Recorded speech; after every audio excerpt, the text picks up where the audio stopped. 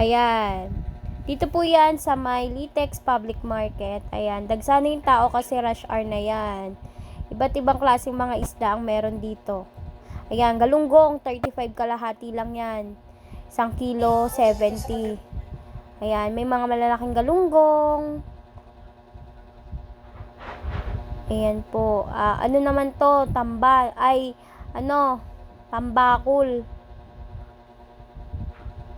Yan, galunggong ulit. Yan. Sa gilid ng galunggong meron din tambal. Mas mura yan. Sa mga nagtitipid. Yan. Iba't ibang klaseng isda may mabibili nyo dito sa Litex Public Market. Ayan. Tambakul. Ayan, tambakul. Malalaki siya. Yan, 100 lang kilo niyan. Meron din bangus. Yan, per bundle, per pack, 100 lang siya, malalaki na rin. Masarap yan i-daing na bangus. Iprito sa umaga. Ang sarap yan. Ayan. Yan si ate namimili din. Karamihan ng mga namimili dito sa Litex Public Market is mga galing trabaho. Nadaan na lang sila dito sa Litex para bumili ng mga mauulam kasi dito mura lang yung mga isda. Yan, sa ibang mga bilihan, mahal. Dito ka lang makakakita ng mga mura na isda.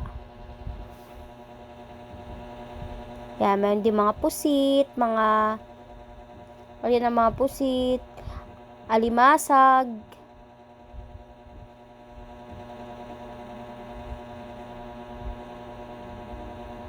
Pati ibang klaseng isda. Nagre-range lang naman yung kalahati niya sa 50 pesos. Karamihan ng mga tinda dito is mga 100 kilo. Ayan, galunggong na malaki na yan. 100 yan, 100 lang niya, 1 kilo na. Sarap yan sa sa gulay. Yan. Yan, meron din mga isda na pangkilawin. Yan, galunggong na malalaki. 65 kalahati yan, 50 kalahati yan. Yan, iba-ibang klase yan.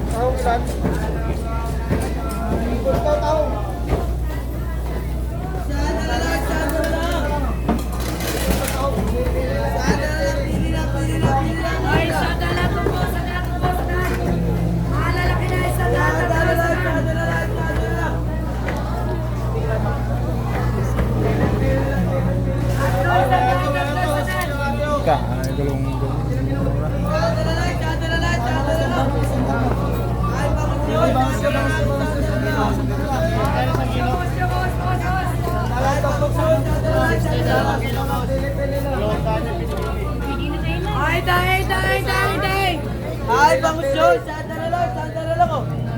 Kasi boss. Wala siya nakatoto.